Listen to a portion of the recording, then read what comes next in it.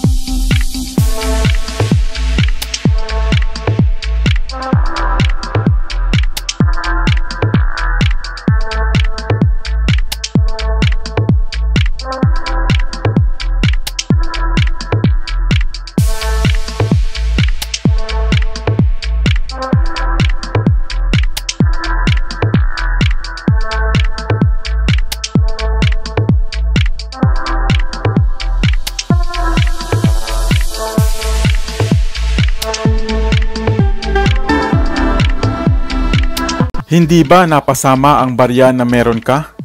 Hayaan mo at gagawa ulit ako ng isa pang updated na video at baka sakaling kasama na ang tangan mong barya.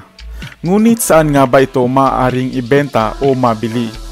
Kadalasang ang mga coin collectors o yung mga kolektor ng mga lumang barya o pera ang bumibili ng mga ito. O di kaya ay ang mga antique stores upang isama sa kanilang mga koleksyon. Sa kasalukuyan ay maaari kayong mag-search sa Google ng ibang mga buyers ng old coins at maaari makipag-ugnayan sa kanila.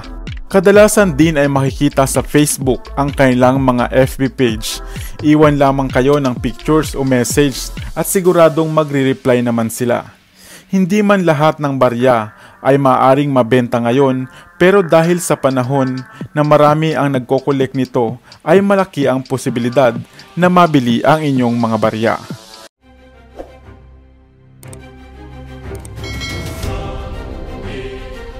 Para sa mga kakaibang kwento ng inspirasyon, kaalaman, hiwaga at misteryo, ako pa rin ang inyong lingkod, ang inyong best para sa Best TV.